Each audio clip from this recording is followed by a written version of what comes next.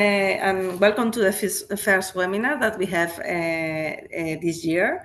Today we will enjoy the webinar from the Molecular Basis of Pathology group that is led by Patricia. Thank you, Patricia, for organizing the webinar. And please introduce our speakers today. Okay. Hello, good evening. Thank you for coming to this seminar today. Cintia Folgueira is going to tell us about the muscle-to-brain communication controls locomotor activity through P38 pathway.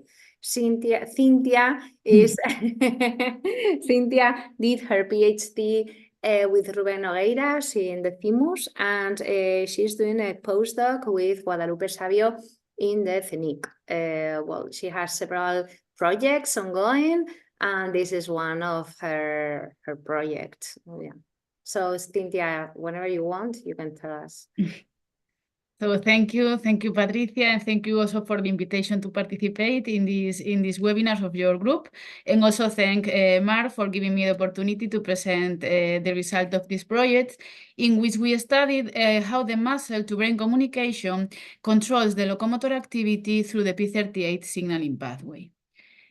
As you know, obesity is one of the most important metabolic disorders in the world, and its prevalence is dramatically increased in the last years. This is caused by a problem in the energy balance between the energy intake and the energy expenditure, and the lifestyle of the actual society, together with the physical inactivity, contributes to the development of this obesity becoming a major health problem. And in obesity, but also in the metabolism, it's very important the inter-organ communication between distant organs in order to integrate and control the full body metabolism. And skeletal muscle participates in this inter-organ communication, acting as an endocrine organ because secrete different hormones, peptide substance called myokines in response to exercise. But despite the benefit of exercise in the prevention or the treatment of metabolic disorders, the knowledge is limited about how are the mechanisms through which the exercise improves the metabolic health. And one pathway that activates upon exercise in human skeletal muscles is the P38 signaling pathway. P38 have 4 family members, P38 alpha, beta, gamma, and delta, and our data, our preliminary data indicates that P38 alpha increase after exercise. So after these preliminary results in humans, we decide to study more depth what is the role of P38 alpha in the skeletal muscle. And we generate a specific conditional knockout mice lacking P38 alpha in the skeletal muscle, and we fed these mice on a normal diet, a control diet, and we found that, surprisingly, these mice present a higher locomotor activity in comparison with control mice, suggesting that these mice present an intrinsic motivation for doing exercise. However, this slight in the increase in the locomotor activity was not associated with anxiety-related behavior assessed by an open field, and we check also that these mice doesn't present more depression-like behavior. That we check this using the tape suspension test, and we found that these mice present this lower depression-like behavior when we delete P38 alpha specifically in the skeletal muscle. Also, with this higher locomotor activity, we found that our mice present a higher fine coordination and balance as we analyze in the beam balance walking assay. So next, we wanted to check if this increase in the intrinsic motivation for doing exercise of our mice lacking P38 alpha in the muscle are able to improve the metabolic parameters, and we found that these mice present a slightly higher energy expenditure together with a decrease in the fat mass and decrease the body weight when we put these mice lacking P38 alpha in the skeletal muscle in normal diet. Also, we wanted to know what happened with the glucose metabolism, and we found that lack of P38 alpha in the skeletal muscle decreased the levels of glucose in fasted and fed conditions, and also present better glucose tolerance. So this decrease in the body weight, together with this increase in the locomotor activity in normal diet, prompted us to evaluate, we check what happened in these mice that lacking P38 alpha in the skeletal muscle under a high-fat diet. And we found that the locomotor activity in these mice was higher in our mice without P38 alpha in comparison with the control mice when fed a high-fat diet. And also these mice present a higher energy expenditure under a high-fat diet and a decrease in their body weight. It seems that the deletion of P38 alpha in the skeletal muscle protects these mice when fed a high-fat diet, protecting these mice to obesity. But what happens with glucose levels? As we observe in normal diet, these mice under a high-fat diet present less levels of glucose in fasted and also in fed conditions. We check also the glucose tolerance and the insulin sensitivity in our mice lacking P38 alpha in the skeletal muscle under a high-fat diet present a better glucose tolerance and insulin sensitivity. So it seems that our mice with this deficiency of P38 alpha are protected against obesity, but also diabetes. We check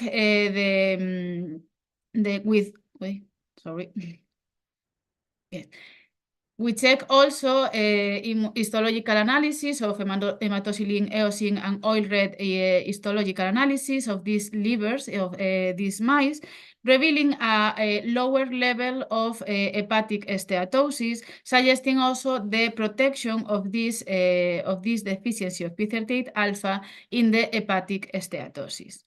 So to gain further insight into the altered proteins expressions caused by the lack of P38 alpha in the skeletal muscle, we performed proteomic analysis of this muscle, specifically gastrocnemius, and we found that the most enrichment pathway associated with the upregulated proteins in the P38 alpha knockout mice compared with controls was the mitochondrial oxidative phosphorylation together with the TCA cycle and the fatty acid oxidation, while the glycolysis and the gluconeogenesis was the most enrichment ones associated with downregulated proteins. So according to the metabolic changes that we observe in this P38 alpha, it's known that the key metabolic regulator PGC1 alpha appear here as one. PGC1 alpha appear as one of the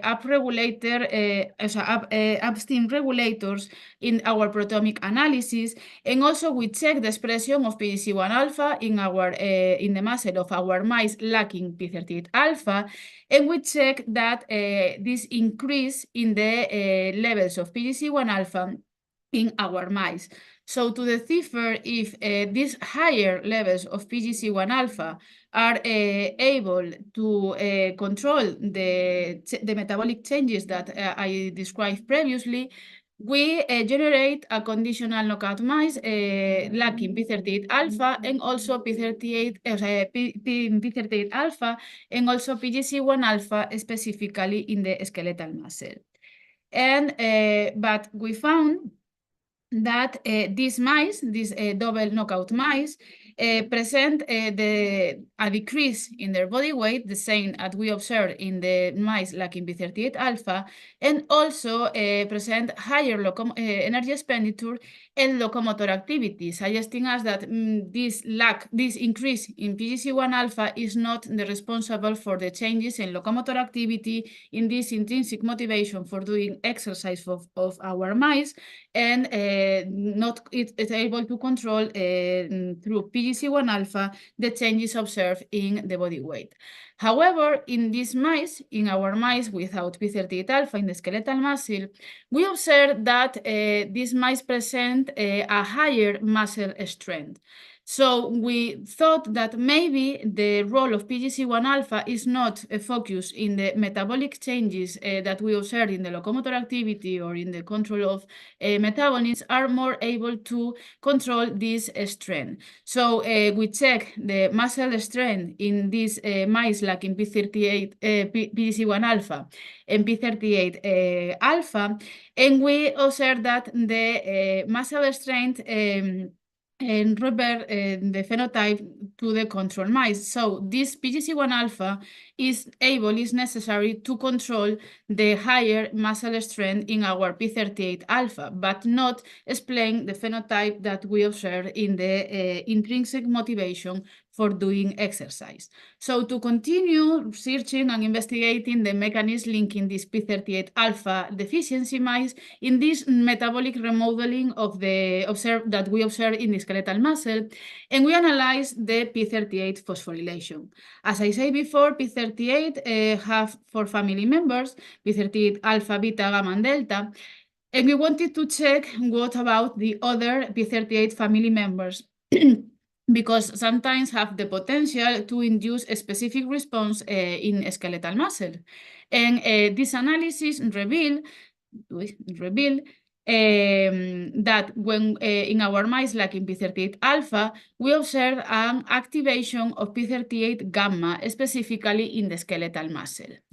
So to understand this physiological relevance of this activation of P38 gamma, we evaluate the expression, the activation of this kinase after exercise. We check P38, the phosphorylation of P38 gamma in wild-type mice, and we observe that after exercise, this P38 gamma is also activated in wild-type mice.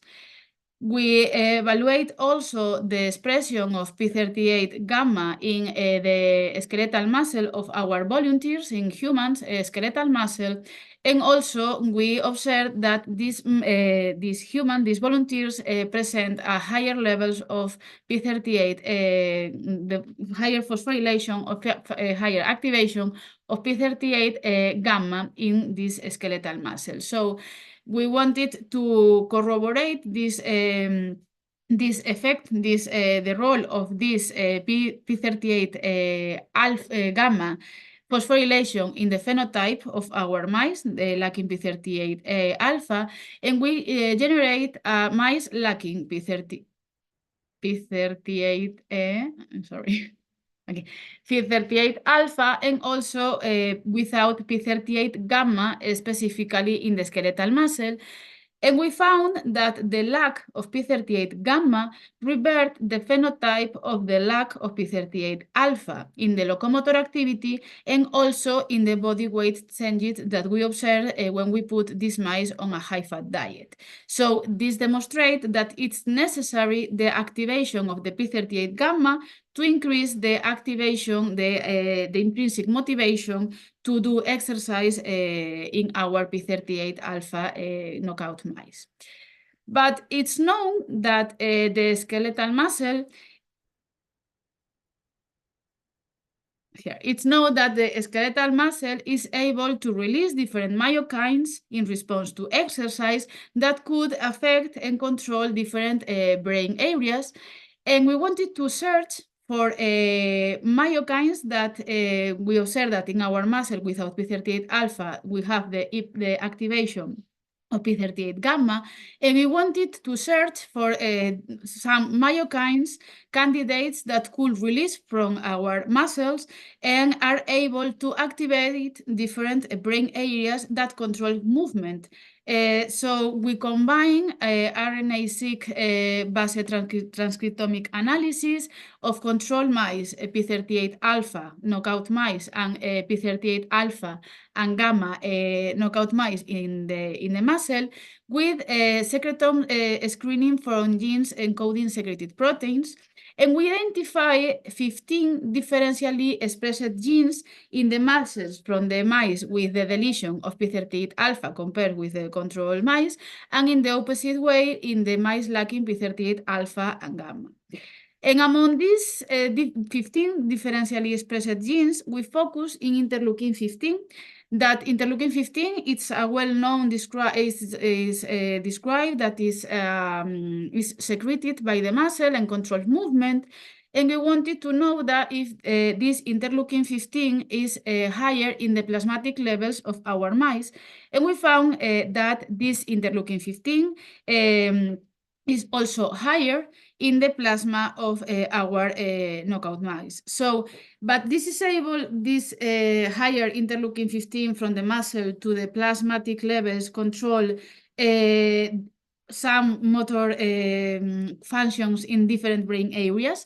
So we check in the motor cortex, we evaluate the signaling pathway of the interleukin-15 in these specific brain areas. And we found that mice, with our mice lacking P38 alpha in the skeletal muscle, present an increase in this interleukin-15 signaling pathway in this brain area. That is demonstrated by decrease in the phosphorylation of ERK, STAT3 and STAT5. And this signaling was blunted in the other group when we delete P38 alpha, but also P38 gamma, suggesting that this higher interleukin-15 signaling in the motor cortex might contribute to the elevated or this increase in the locomotor activity, this motivation for doing exercise of our mice. So to corroborate this, if this signaling pathway, this interleukin-15 in the brain, in the motor cortex, is important to explain what happened in our mice, we inhibit specifically in this brain area, in the motor cortex, using stereotaxic surgery. We inhibit the interleukin-15 signaling pathway, and we inhibit the expression of the receptor of the interleukin-15. And we found that after blocking this interleukin-15 signaling pathway in the motor cortex, we revert the higher locomotor activity that we found in our mice lacking P38 alpha. So it seems that this the activation of this interleukin-15 in this brain area is necessary for the control of the movement on the locomotor activity of our mice. When also we wanted to know what happened that when we wanted to treat with interleukin-15 wild-type mice to corroborate if this higher voluntary exercise also occurs when we treat directly with this myokine. And we confirmed that in this metabolic ages analysis that interleukin-15 administration increased the voluntary locomotor activity and also the energy expenditure. And I previously showed the data about the levels of the activation of P38 gamma in the human skeletal muscle that are higher after exercise. And we wanted to evaluate if this in these muscles, if the interleukin-15 is also increased after exercise. And we found that in the muscle of these human volunteers also the interleukin-15 is higher after exercise, and this increase in the muscle also corroborates with an increase in the interleukin-15 levels of the plasmatic interleukin-15 levels observing in the circulating levels. And to finally, to extrapolate these findings to the humans and investigate that the relevance of interleukin-15 in obese-related disease. We evaluate the interleukin-15 levels, the plasmatic levels, in humans subjects and patients with obesity and patients control patients, and we found that the interleukin-15 levels in patients with obesity are reduced. So, in summary, we found that in our mice that present a higher locomotor activity, the deletion of P38 alpha is able to activate the P38 gamma in the muscle, increasing the interleukin-15 levels also in the muscle, but are able to release to the blood this interleukin-15, activating in the brain, specifically in the motor cortex, the interleukin-15 signaling pathway that control not only this intrinsic motivation for doing exercise of our mice, and also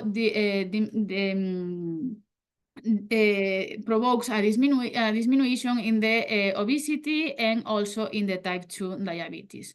And that's all that we know about this project at the moment. I want to thank all my group, all the members, especially Guadalupe and Leticia and Alfonso, that are very involved in this project one. And thank you for your attention. If you have any question. Thank you, Cynthia. I think this is a wonderful work that you are performing. I don't see any questions in this moment. You can write your questions in the chat if you have any question, okay? Both in the Zoom and also in the YouTube chat if you want. If you want, yeah, we can ask first what people want to know, and then we will go ahead. But if you maybe we can start, Patricia, because sometimes when we start with the discussion, the people from so yeah, I really like this work. I think all the story goes like really easily, and it's really easy to follow. And of course, I'm really curious about lots of metabolic stuff that are going on here. And of course, when you were explaining the P38 alpha knockouts in muscle, I was thinking, yes, this is FAO, fatty acid oxidation, I'm sure. And then it was there, no? And but you did not measure lipids. You did not measure lipids in serum. You did not measure you just did the hepatosteatosis profile with the all red, right? And even though then the story goes to another direction, no? But I think it's really interesting to know, yeah, under my point of view, of course, the source of those lipids, right? Because if they lose weight, there could be two options. One is because the locomotor activity is increased, of course, and the other one is because all the dietary lipids go straight away to the muscle, right? And so have you thought about measuring some and doing a lipid tolerance test to follow those lipids if they really go straight away to the muscle? Would you know about this? And link with this also the disappearance of all that hepatosteatosis. And did you check also, like a second question, if when you remove P38 gamma, you recover the hepatosteatosis? So is this because the locomotor activity will be down again? So this could let you know also if first, do you have the fatty acid oxidation still increased or it goes down also? And is the liver again with hepatosteatosis or not? Yes, thank you, Patricia. The first part of the question is necessary for you. It's true that we didn't check this part in depth. We more focus in this explanation from the locomotor activity, and maybe we only check, for example, VGC1 alpha. That is, we thought that it's maybe the explanation of this phenotype, but this is true that it's very important to evaluate this whole lipid profile. And also regarding the second question, in the mice with without P38 alpha and P38 gamma, we also check the steatosis profile, and we observe the revert. Also, we revert the locomotor activity, the body weight, and also the other parameters, the glucose tolerance, insulin sensitivity, and also the steatosis. And removing the interleukin-15 signaling also? No, we in this part we didn't check. We only check when we remove the interleukin-15 signaling in the brain.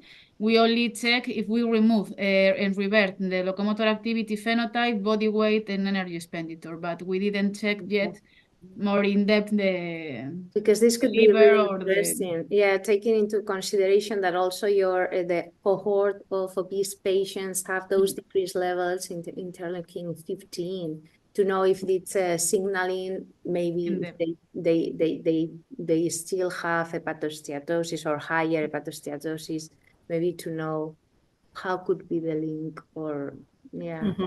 I think it's really interesting. Thank you. And Cynthia, all the phenotype that you observe in the cow mice is related with the kinase activity of P38, or have you made any mutants in order to check if it's dependent of the activity, or the presence of all the protein is needed? We check that it's necessary the activation of P38 gamma and also the deficiency of P38 alpha. Okay, yeah, because thinking in inhibitors, maybe if you inhibit only P38 alpha, you don't have this compensation of increasing activity. It's true that we try to overexpress P38 gamma in wild-type mice. And now we know that we can, with the hyperactivation of P38 gamma, these mice present, wild-type mice present higher locomotor activity. But we are now to improve more in these mice that with only the increase in P38, the activation of P38 gamma. But okay, so if you want these experiments. Okay, so if you with the information that you have now, you need to choose one therapy. Which is the best target? Inhibiting P38 alpha, activating P38 gamma, or administrating interleukin 15? I think that maybe the activate P38 gamma. I think that is the way in this study. And one more question: Have you measured FGF21? No, I think that in this project we didn't check. Because I know, yeah, that well, because the profile is kind of also similar. So the metabolic profile, and if you have a I'm not sure, but I think that we didn't check it. Okay. That's something, yeah, very interesting to check also. Okay. Okay. Really nice work. So we don't have any questions from the public. So, Patricia, do you have any other question?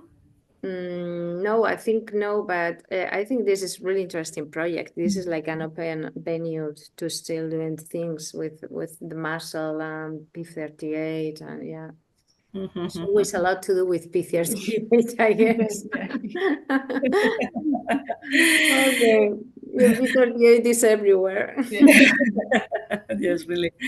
So thank you very much for the talk, and thank you the audience also for attending the meeting, and you, Patricia, for organizing the talk. And we will see you in the next webinar. Thank you to all of you. Bye. Bye.